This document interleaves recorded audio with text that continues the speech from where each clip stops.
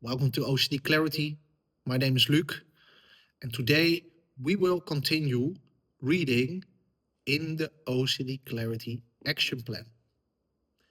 So we're now at step 4, and today we will talk about creating a hierarchy of your fears. And I would insist that you and advise that you read the past steps to take it in. You need to see this like you are really learning for a degree, and when you need to make a test, you need to reread, study, and really take in the information that is necessary to make a good test. So, not in an obsessive way. We take the time 2, 3, or 4 times a week for an hour to really work at your OCD, and that is a balanced way to study this material, study this information. And if it's 5 times, it's also okay, but not 20 hours a week. It's very hard for OCD sufferers to have balance because a lot of people are very anxious, very scared, very depressed, and they really want to get rid of the symptoms, which is understandable, but it is way too much. And then it will become compulsive to get rid of the anxiety in a moment. So, and please compare it to the path you are now taking. Is it similar? Is this information similar that you are doing now? Or is it completely opposite? And please consider really taking this path, because I'm fully recovered. And a lot of other people who who, who really take this route serious and really worked at it. People make really good progress if you are willing to do the work. So, today we will read step 4, and that is creating a hierarchy of your fears. It's a very important part.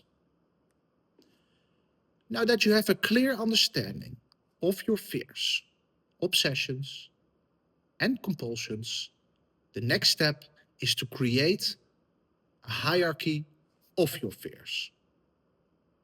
This is a structured list of triggers that activate your OCD, ranked from least to most distressing. So,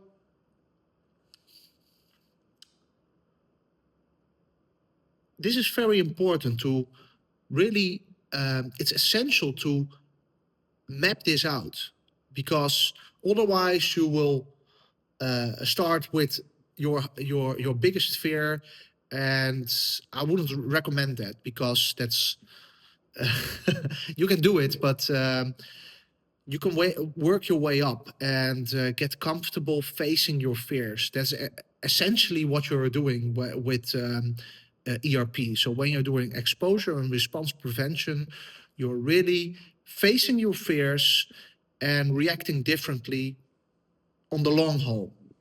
Not reacting with compulsions, not avoiding your feelings, not avoiding certain people, not avoiding certain places, but really feeling all the anxiety, feeling all the panic, all the intrusive thoughts, images, urges, and not avoid and not doing any compulsions to get rid of your feelings in the moment.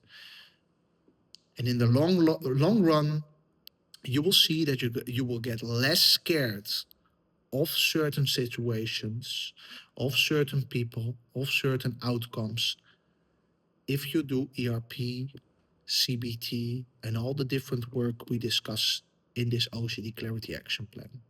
So, at a certain point, when I already educated myself and was years in my OCD journey. OCD latched onto social anxiety. And this became a very big thing for me because I was really scared around people, really scared about important conversations, really scared about having sales appointments. And at a certain point, I was doing compulsions again and avoiding certain places, certain people, certain conversations. This became very big. But because I was already educated, I saw this fairly quickly, but it escalated uh, fairly quickly because I became very scared of it. So I needed to work on my fears, do CBT again, but also start going back to the basics. Step 4, creating a hierarchy. So I created a hierarchy of my social anxiety and worked my way up. So for me, as an example, I reintroduced going back and speaking to friends, speaking to colleagues, speaking to people that I didn't know. Stop avoided certain stop avoiding certain places, certain conversations. And when you are doing this, you're essentially, in the most basic form, facing your fears. And when you're doing that, because you're scared and avoided these certain places, people, conversations, or what else, you will be very scared, panicky, when you reintroduce these things. So when I worked my way up, and one of my biggest fears was giving presentations or having very serious sales meetings. And when I reintroduce these things, oh my God, it's really tough, mate, because um, when you're so scared, all my symptoms came back in that moment when I walked in that sales meeting or that sales appointment. When I walked in that room, my throat was getting, oh, I couldn't breathe. All the anxiety was like 110% panic, experiencing a lot of um, derealization, depersonalization in that moment. And then when everything came down, when all the anxiety, when all the panic came true, I needed to have that conversation. And I thought I can't handle this, but you need to push through.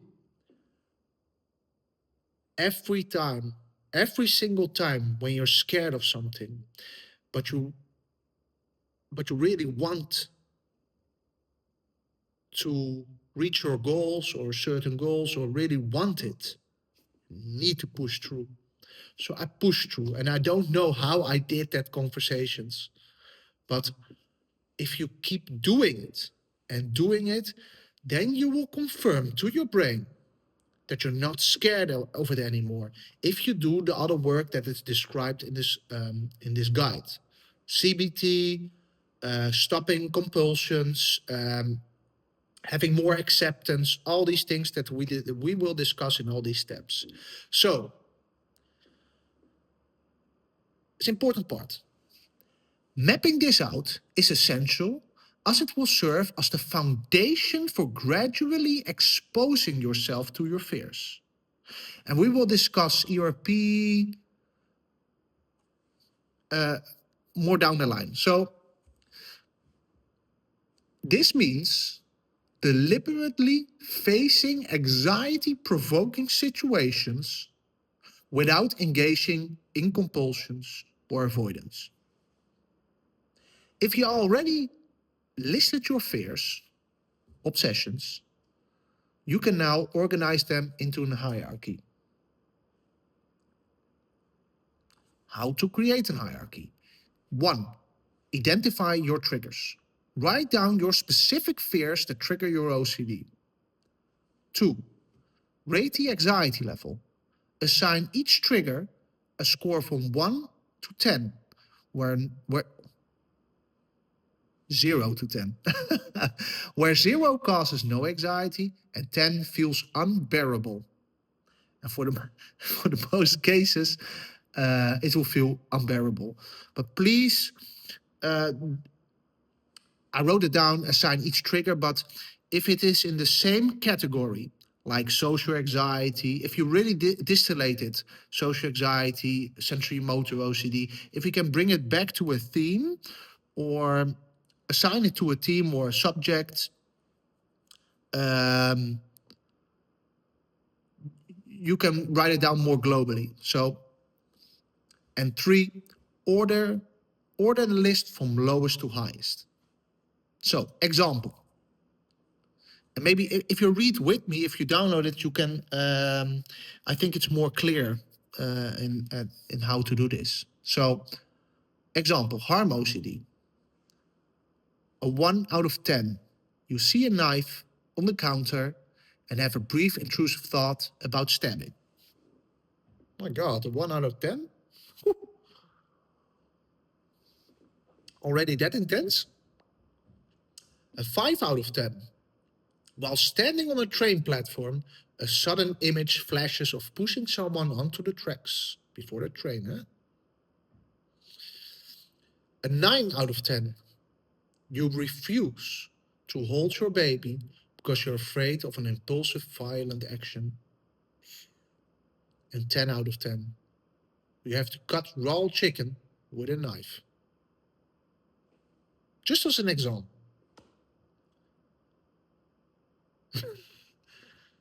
I wrote down the most taboo-like OCD here, so yeah, pretty good. We have POCD as an example. 1 to 10. You see a child in the supermarket and get a brief intrusive thought of a certain nature. A 3 out of 10. You look at a family photo and suddenly overanalyze. Did I just think something inappropriate? A 5 out of 10. You avoid playgrounds and children on TV, fearing an unwanted reaction. And a 10 out of 10. You have to change a baby's diaper, but the thought of it makes you extremely anxious. Typically POCD.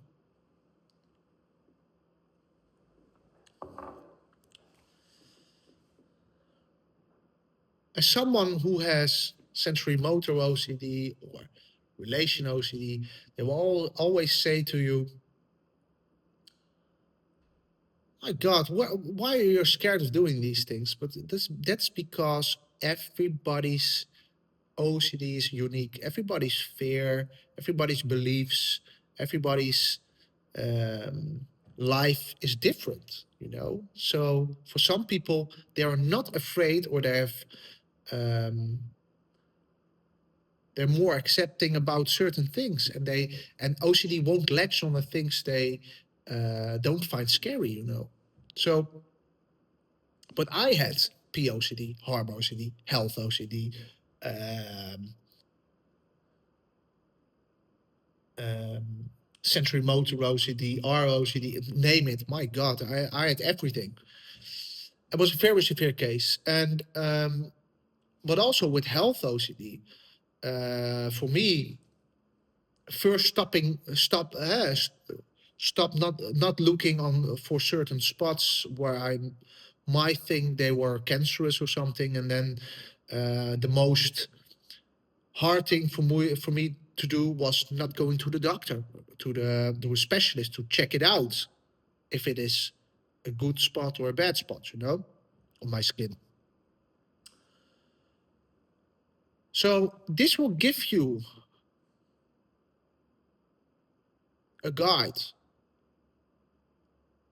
the things you're so scared of and the things, your reaction or your actions you need to change. So let's continue reading. I often see people start off strong, but ultimately avoid their most feared exposures. Realize that you must face these as well. Procrastination will only lead to avoidance. If you don't do them, you won't get better. This is exactly where the power lies in overcoming your fears. Short term pain for long term gain. But short term pain, short term, very hard pain. And short term, in the sense of some exposures you will need to do over and over and over again for weeks or months to get better. But if you don't, short term, huh? And what means long term? If you don't do these things, you will stay stuck with these themes or subjects or fears for the rest of your life. I thought that OCD would go away on its own.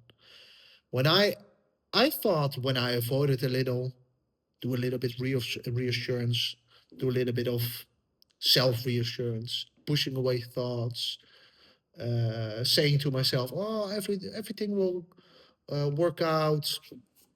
Uh, it will go away." But it will never. You need to face your fears heads on. So this is a shorter one, but a very important one. So work at this, make your hierarchy, um, and then work it.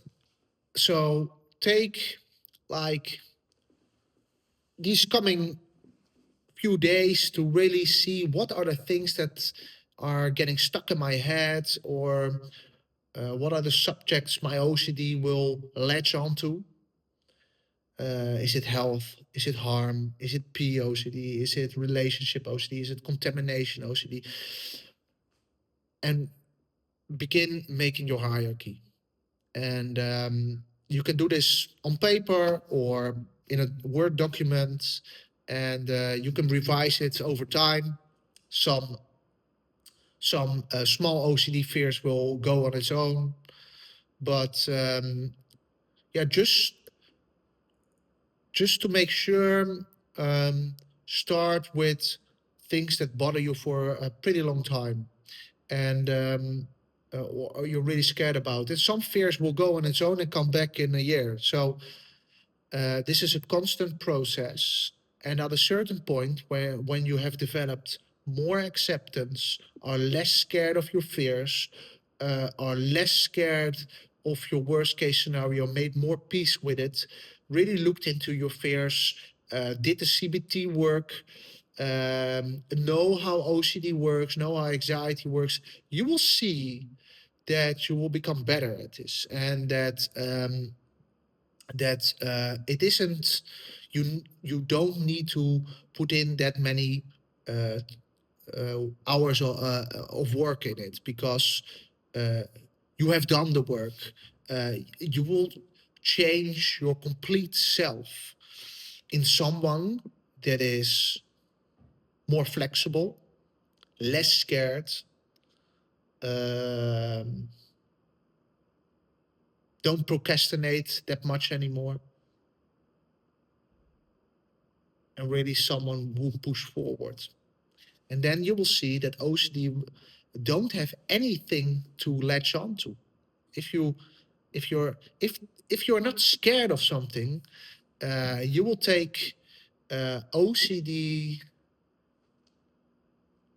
OCD can't grip that to that anymore, because if you're not scared of it anymore, OCD loses its grip.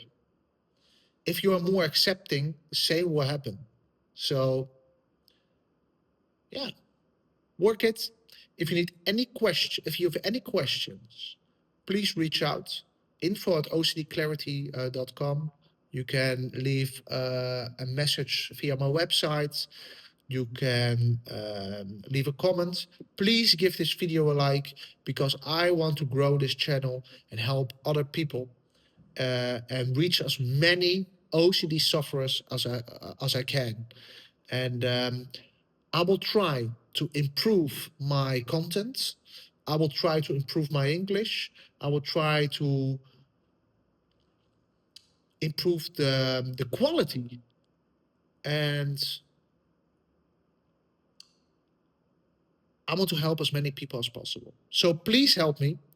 If um, you need help with this, we can schedule one-to-one. I do this regularly with people, and really see what are the things that, what are the fears, what are the things holding you back, and what are the things you need to do to really make progress. So thank you very much, and see you in the next one.